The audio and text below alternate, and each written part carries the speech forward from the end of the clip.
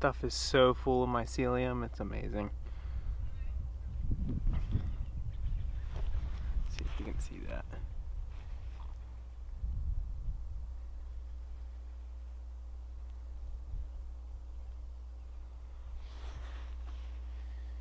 So nice.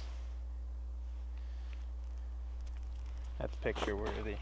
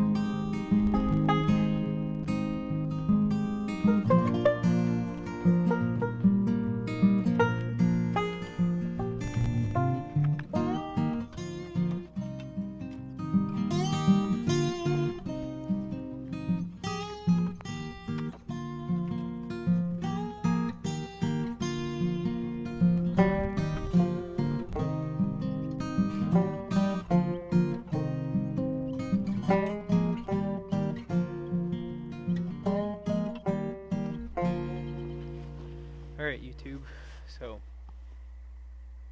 hold on.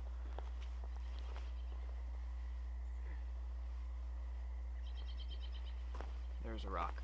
Gotta get that out. Anyways, you just watched me spread some compost on these beds and in between some of my garlic. Still have to finish this area, and the 7 21-foot beds on this side. One of the ones that you're actually standing in right now. But I had a lot of questions with my recent posts on Instagram and Facebook too, and it was regarding how I set up the beds and this whole garden. That said, I do want to make sure you understand that this whole area right here was one of Paul's gardens, and he had been putting compost down and sifted wood chips and just different organic matters. At one point he was using horse manure and horse bedding and all kinds of stuff. So this is like his trial area. This is where all the different types of composts and stuff has gone down, just to see how it does. And it's not on the main garden up by the house. So yeah, there's been a lot of layers built up in this area, and everybody wanted to make a point to ask, did you put cardboard down first? I can only say it so many times, that's why I'm making this video. No, there is no cardboard down under these chips. Cardboard, the only reason that you would need cardboard in your garden is to smother out weeds. Last year I kept this entire garden weed free the entire season. When I mean weed free, when I say weed free, I mean as soon as the weed would come up, I'd get it pulled. I was on top of it. I'll do a video on as soon as more weeds start coming on this season. It's still pretty slow because it's pretty cold out, or chilly at least. I'll do a video on how to stay on top of keeping your weeds at bay, and yeah, that's a whole different thing. When it comes to setting up this garden though, all I did was, for my walkways, I took a spade shovel, flat spade shovel, and I shoveled out a foot wide path every 30 inches. So my beds are 30 inches wide, and I have a 12-inch path. And when I shoveled that, I only took the top, probably the top 2 to 3 inches of compost off the surface, and then I just threw that into my beds, and then um, I broad forked the beds, which elevated the soil in the beds a little bit, because when I'm broad forking, it's just popping the soil up, and that's pushing a little air deeper into the subsoil, and yeah, so that raises the bed slightly. So I've got foot wide trenches in between each bed, and then what I did is came through with just a 5-gallon bucket of wood chips, and I kind of shook them out throughout the pathways, and I only put about 2 inches of wood chips in the pathway, and that's all I'll need in these pathways. And then a little after I did that, I went and inoculated the wood chips with my biological compost tea. There was a batch that I did that was really high in native forest fungi, so I went into the woods back there and went snooping around under logs and stuff, and wherever I found a nice healthy patch of mycelium and different fungi, it really doesn't matter to me what I'm grabbing. It could be psychedelics, it could be anything. Like, I don't know what it is, but if it's fungus, I'm grabbing some and I'm putting it in my compost tea, because when it comes to the mycelium, no matter what kind of fungus it is, like, if you can see it with your naked eye, it's a beneficial. There's really no known soil fungi that you can see with your naked eye that would be harmful for your garden. So that's a really cool thing to think about, and it just shows how God created them as a tool for us to utilize and spread. So yeah, I'm pretty excited about that. It's neat. So all these wood chips are inoculated with forest fungi now. They already had some spores because it's wood chips and they're coming from the woods or trees or wherever they were chipped. There's naturally going to be fungus spores in them. But yeah. What else? So yeah, there's no cardboard. It's just chips on top of compost. And under these beds, okay, so these beds, that's another thing everybody wants to know. Everybody assumes that this whole garden was covered in wood chips. If you pay attention to the film and pay attention to any videos you see, let me get this lighting a little bit. It's getting kind of dark. If you pay attention to the film and if you pay attention to the videos you see online of Paul's gardens, it's compost. Like, he says it's sifted chips, but in reality it's composted chips, and the chips are like really, really tiny. It's more compost than anything. There's compost with woody matter in it, and that's pretty much what his stuff is. And that's what he's been using for years over the gardens. At one point he did use normal raw arborist wood chips, and he, like, the most he put on his garden was probably 4 inches. You want to keep that in mind. You don't want to go putting a foot of wood chips in your garden and expect to have a good, productive vegetable garden that same year. Excuse me.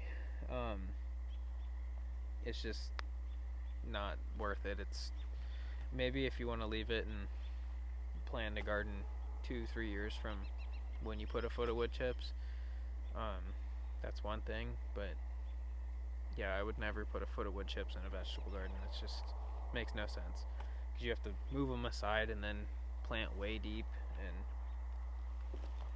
not smart, if you ask me. So yeah, he's had wood chips a long time ago, and then he realized, well, it's so much easier if you just use sifted chips.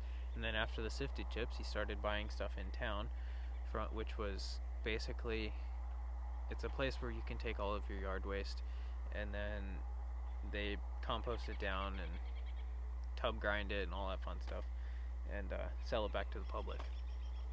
And so he started getting their composted, really fine sifted material and using that as his ground cover, and he's been using that for years. And it was actually just this season that I found another compost supplier, and we went, and we're both loving it. The quality is like incredible. That's what I have spread on these beds. And then we also covered his. Well, he only covers half of his garden every year with compost. So we covered the half that we didn't get covered last year with compost, just because it's a big area. So, yeah. So he was using those sifted chips, or the sifted composted chips. I just heard a cow. I don't know where that came from.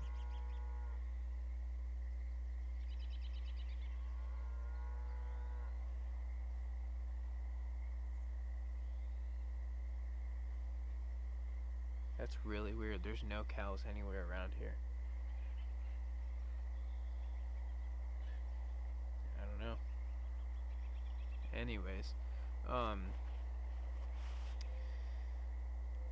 don't even know what I was talking about. Oh yeah. So all of these gardens were covered in basically compost. It wasn't wood chips. So no, I didn't put compost on top of my wood chips to make these beds.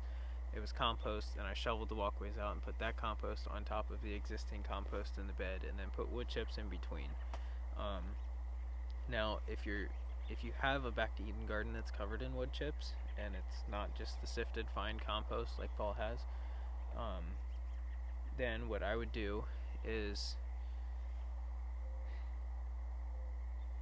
if you have a thick layer of wood chips, I'd wait until that layer is breaking, or has broken down a decent amount to where you only have like an inch or two of chips on top. Because then, if you covered it in wood chips, it could tie up nitrogen and steal the nitrogen out of your compost that you're putting on, unless you put like 6 inches of compost down, and that can get pretty pricey unless you're making it yourself. But if you've got that thin layer of wood chips on the surface and then compost right under it, go ahead and cover it with more compost. It'll be fine. It's not going to be the end of the world. But definitely do it in the fall though, because like throughout the winter it'll break down, and the extra water from the rain and snow, whatever, will help balance out the carbon to nitrogen ratio with the chips and the compost, and by spring it should be fine.